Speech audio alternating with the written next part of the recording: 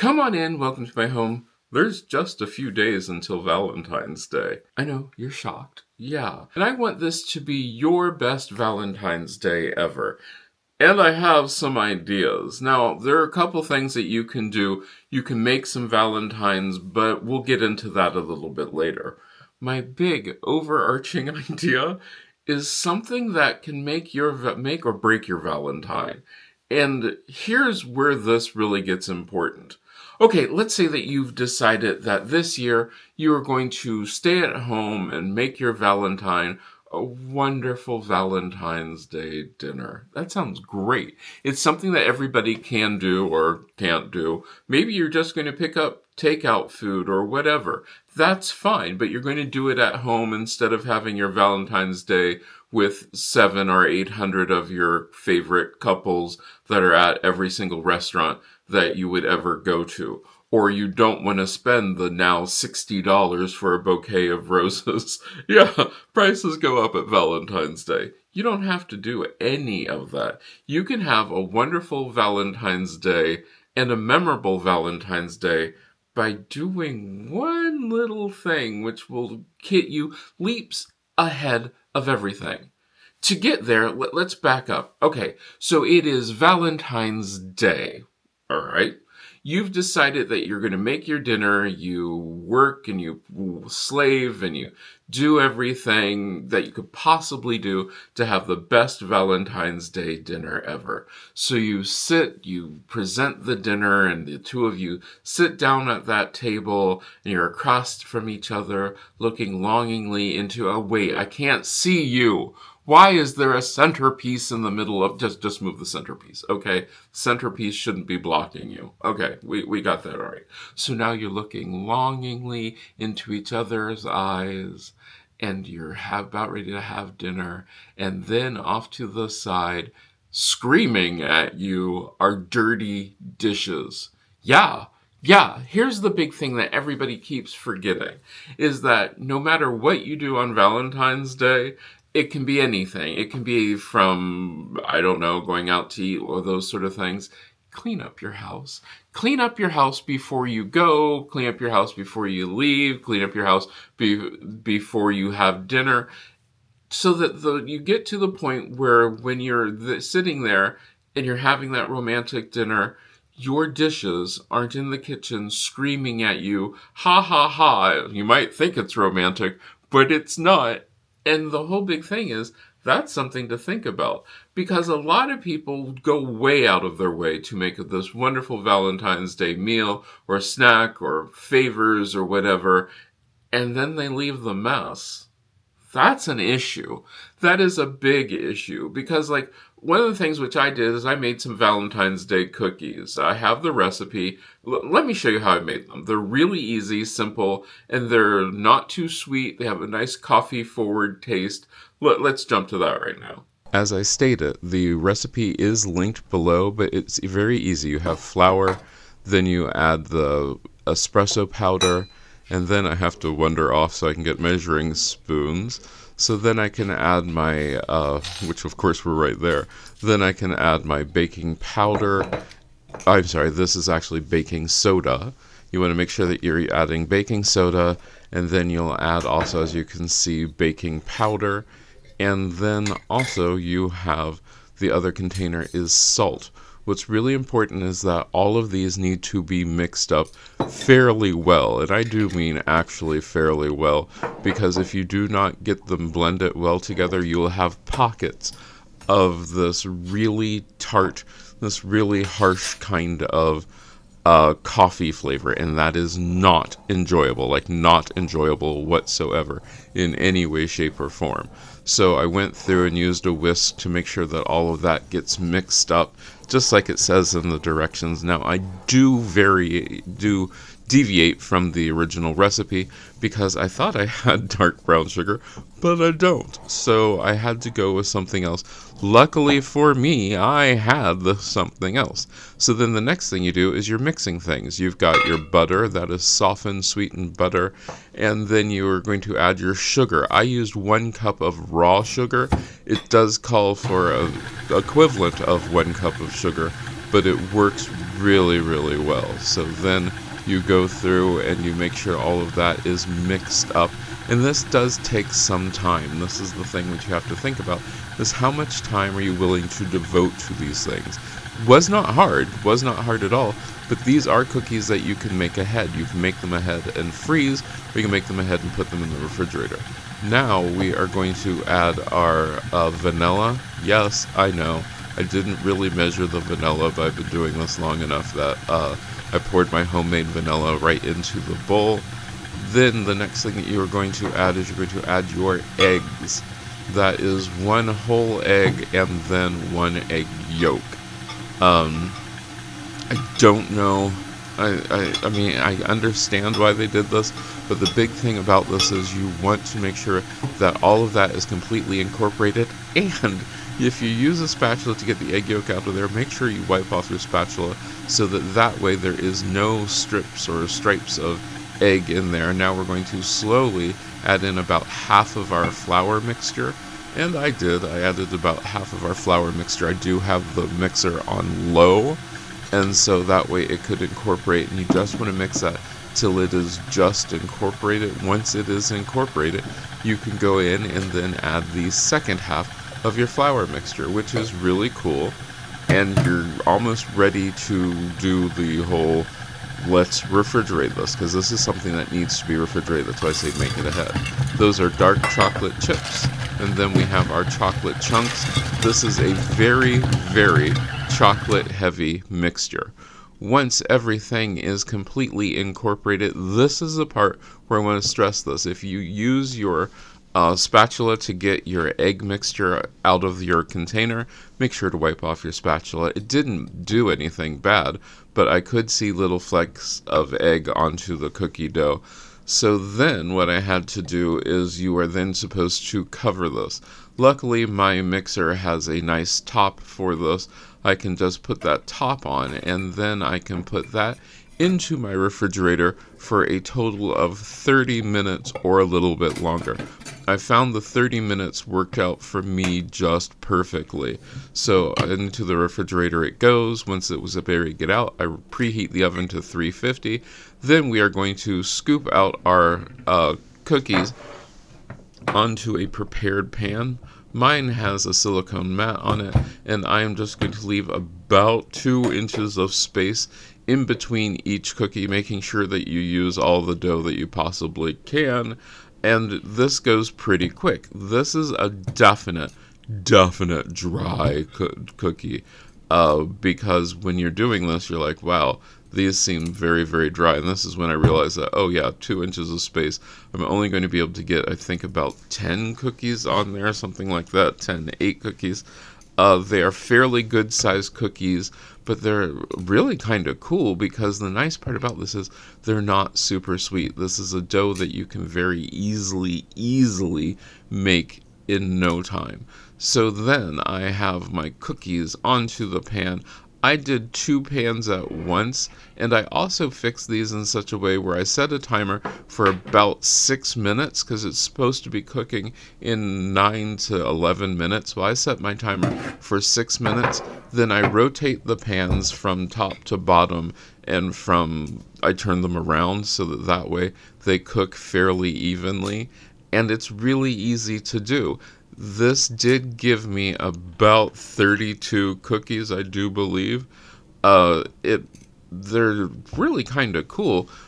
But the big thing about this is, so imagine that you do this right before your Valentine comes over, and all of this stuff is sitting out there in your kitchen. And the other part about this is it did take some time. So you have the mixing part, you have the part where you refrigerate it, then you put it into the oven. I wish everything worked out like this, where you can just magically put stuff into the oven, and then a few seconds later it comes out and it is all nice and cooked and ready to come out of the oven. But one of the things to remember about this is once you take them out of the oven, they need to cool down.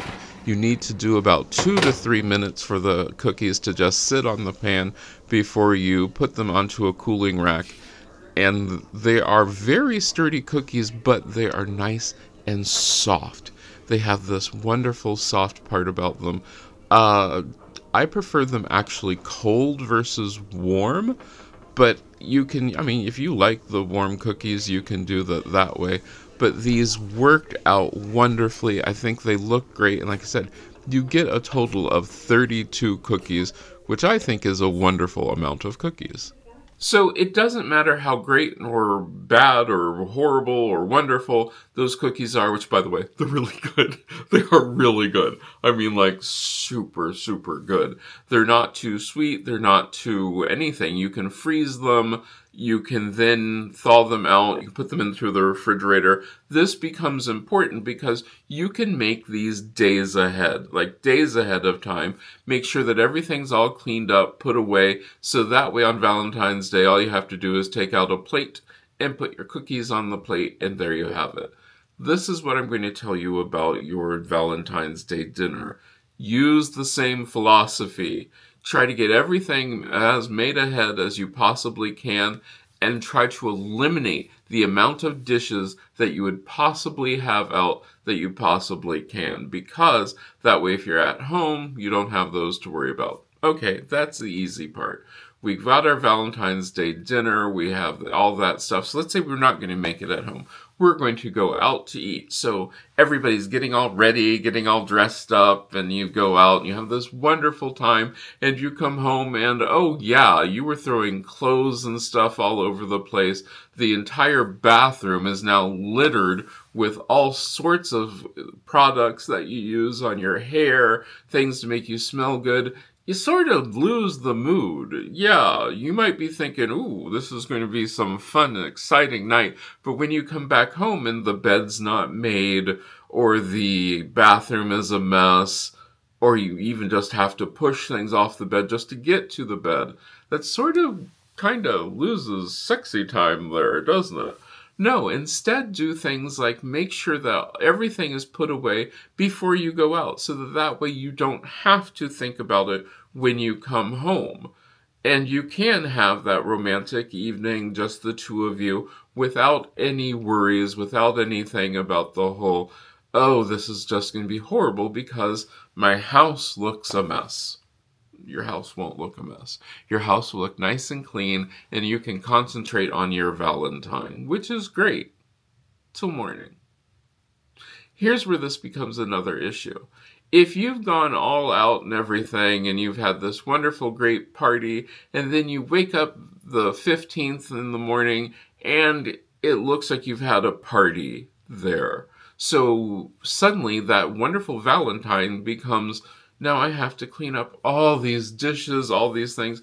No, that's what I'm saying, trying to use the minimum of stuff that you possibly need, and then try to put that away discreetly and as quickly as you possibly can, so that you don't lose the mood of Valentine's Day. You've lowered your lights, everything's dim and everything, so that way when you wake up tomorrow morning or the day after Valentine's Day, you can keep that romantic mood going versus having, once again, dishes screaming at you because the place is a mess. You've used every dish, there's champagne bottles, there's flowers on the ground. Who knows? But the big thing about this, if there's one thing that you can take away from this video, is if you want to have a really good Valentine's, clean. Clean. It's the easiest possible thing. That means pick out what you're going to wear before you do anything on Valentine's Day.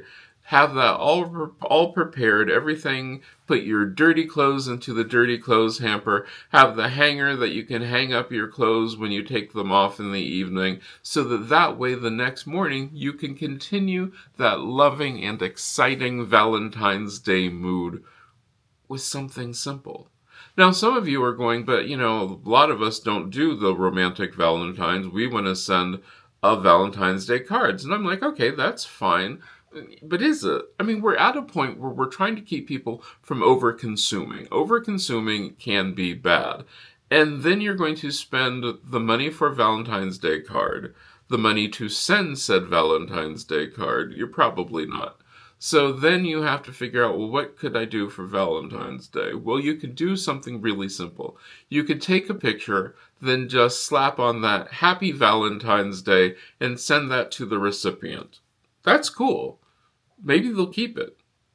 And if you do send it, you could literally label that picture, call it Valentine's Day 2025 from your name. So that way the picture is saved as the date and who it's from. You don't even have the people don't even have to worry about, they saved this picture, where did it come from? Why is it called XPQYZ127?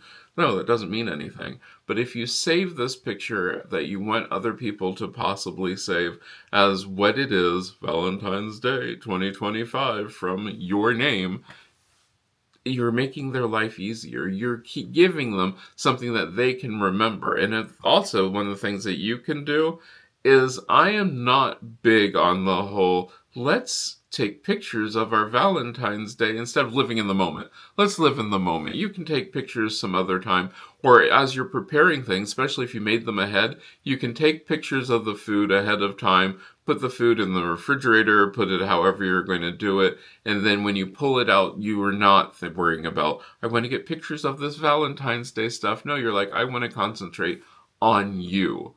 Because when you have nothing else to think about, you don't have to think about cleaning your house. You don't have to think about, is everything out there? Does the house smell good? Does the house look good? You know that your whole entire Valentine is all set. You're all ready. You're ready to enjoy the most wonderful Valentine by just making sure that the behind the scenes, that your home looks nice. Your home is a place that you can come back to, relax, and just enjoy yourselves on this wonderful Valentine's Day for yourselves. That's my big thing. So yeah, if you learn anything from this video, is this Valentine's Day, before you go out, before you do anything, make sure the house is all nice and clean. So that way you can come home, and then make sure that the house is also nice and clean. So that way when you do come home, you can put things away and it's clean for the next morning. You might thank me for that. Other people might thank me for that too. Your Valentine might really appreciate that. I don't know. We'll see. At this time, I'd like to thank these people who I consider my Valentines, because they are the ones who help keep this channel going and let me do these wonderful ideas about Valentine's Day or these bigger projects, because I do have another big project coming up that we are now working on right now. If you want to become part of that channel members or part of the Patreon family and get these videos early, get ideas about other Valentine's Day ideas, you can then join, or you can like and share this video, which lets the YouTube algorithm know that, hey, this one simple task can make my Valentine Day go from okay to amazing, something that you will remember forever, just by cleaning your house. Who knew it was that easy? I hope you enjoyed this. Let me know what you're going to do for Valentine's Day, and I hope I get to see you again the next time you stop by.